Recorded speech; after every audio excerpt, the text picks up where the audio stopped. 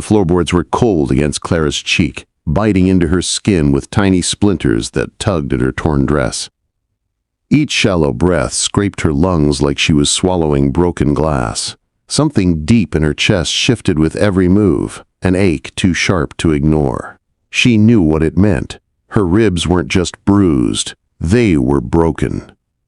"My ribs are already broken," she whispered into the empty cabin air. Her voice was so faint it stirred nothing but the dust motes that drifted lazily in a shaft of light through the cracked window. Outside, boots thudded across the porch boards. That sound had once meant safety long ago, back when Jeremiah was her big brother who kept away shadows at night. But those days had vanished when whiskey took hold of him. After their pa died, Jeremiah's anger became the only constant in their home. The boots stopped. Clara froze, holding her breath, praying he would walk away, that maybe tonight he'd forget. Sometimes he did. Sometimes the storm passed, leaving him quiet, even sorry. But not today. The door scraped open. Clara didn't move. She'd learned the hard way that looking at him when he was like this only fueled the fire. Better to be still. Better to be small. "Look at me when I'm talking to you." She hadn't even heard him cross the room. His words jolted her awake from the gray fog of pain. Clara forced her eyes up, and the first thing she saw were his boots, leather cracked and stained dark.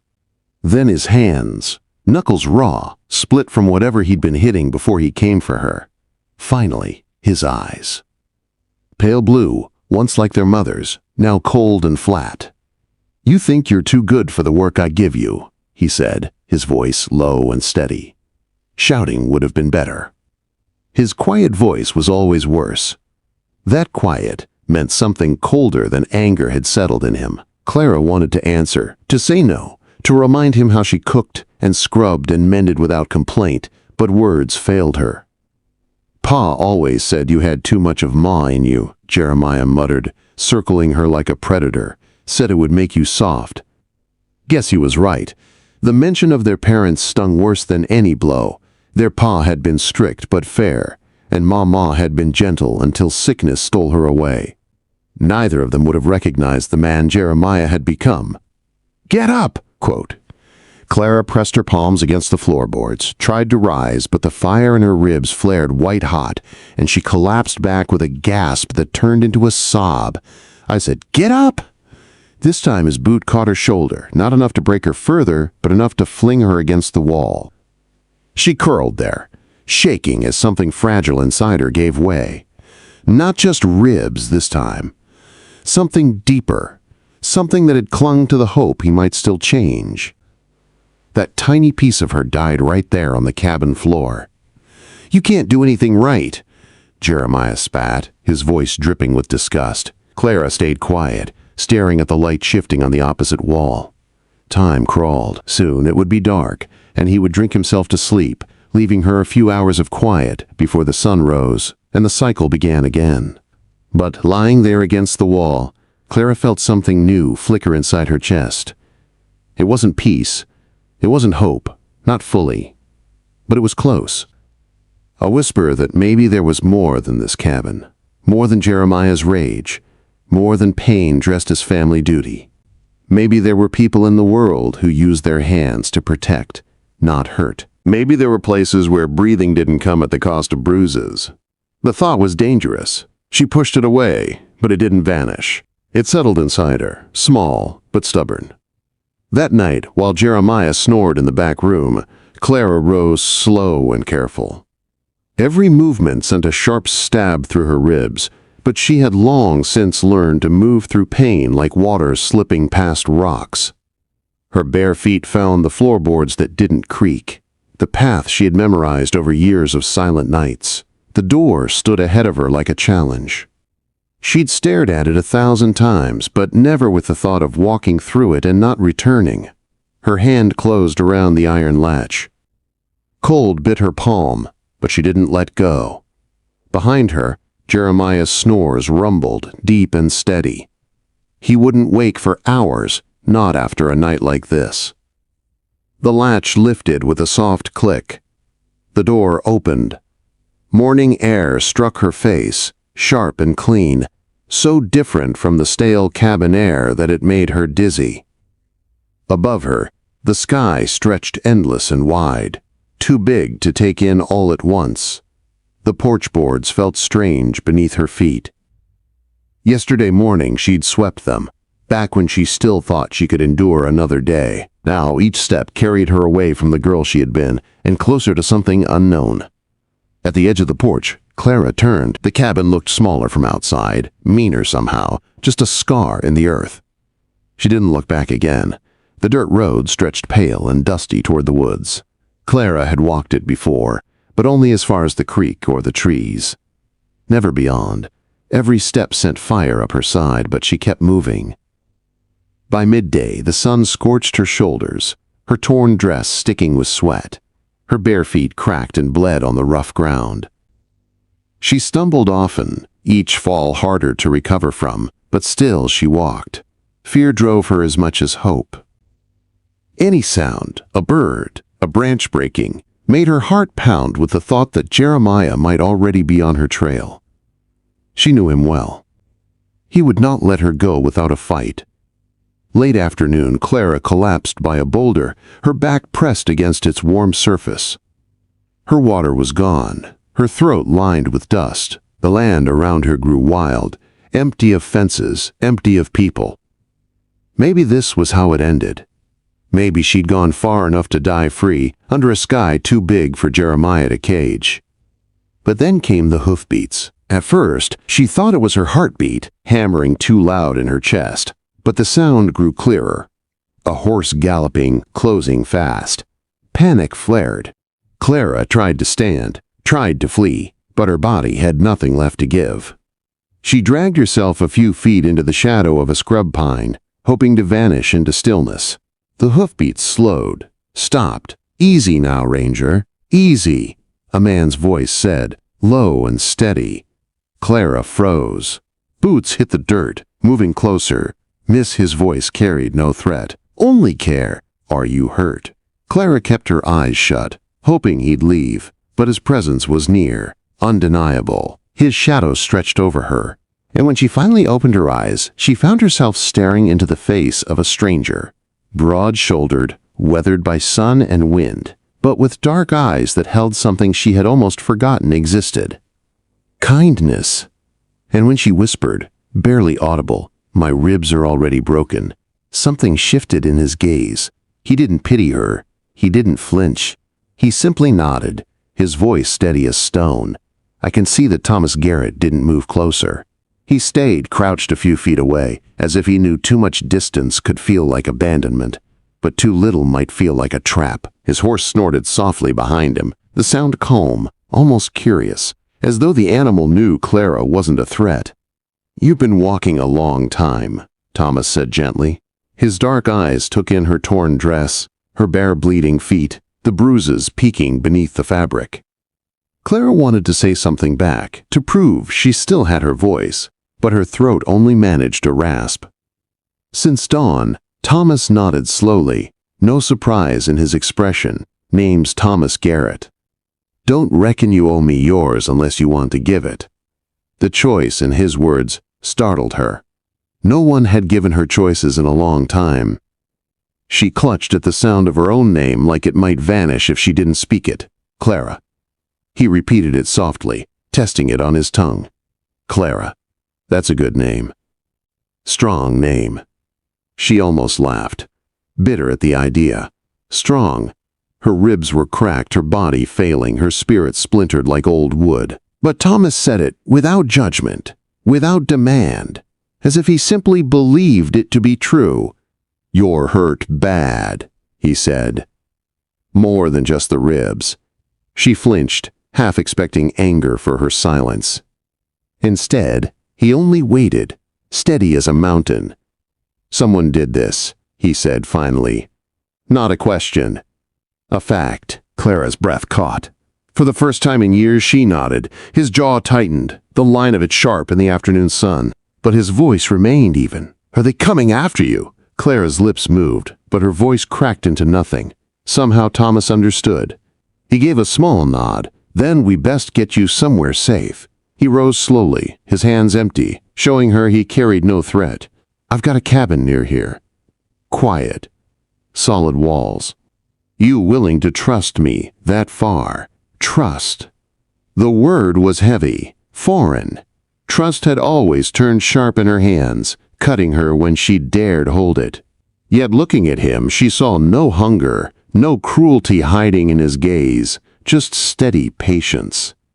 She tried to stand, but her body betrayed her. Her legs buckled, ribs screaming in protest. "I know," Thomas murmured, as though reading her struggle. "That's all right. I've got steady hands." He stepped closer, slow as if approaching a spooked horse. "Going to help you now?" he said.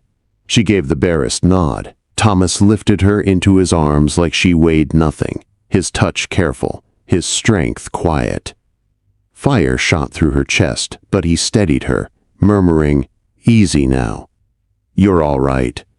The horse lowered its head as Thomas brought her near. It was a big sorrel gelding, gentle-eyed, patient.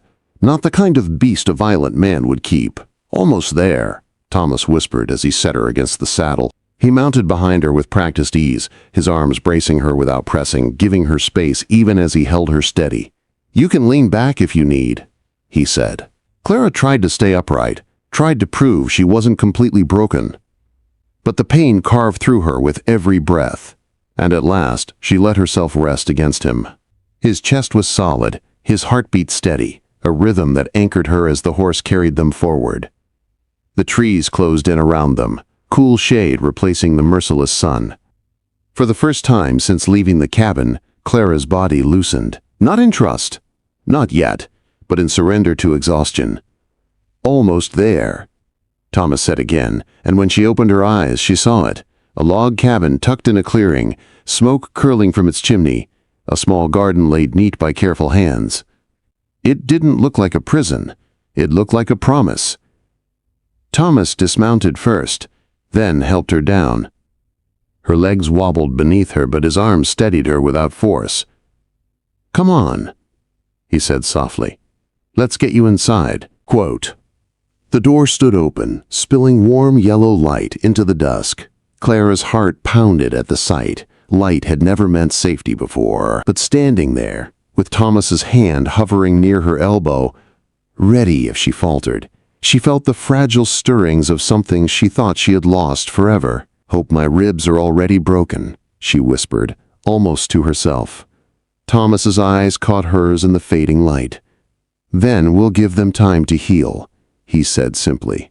And for the first time in years, Clara stepped forward toward warmth instead of away from pain. The cabin smelled of pine and wood smoke, not of sweat and whiskey, like the house she had left behind. A quilt lay folded on a chair, stitched with colors that reminded Clara of wildflowers she had once picked as a child.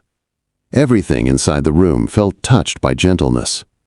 Thomas guided her to a bed near the hearth.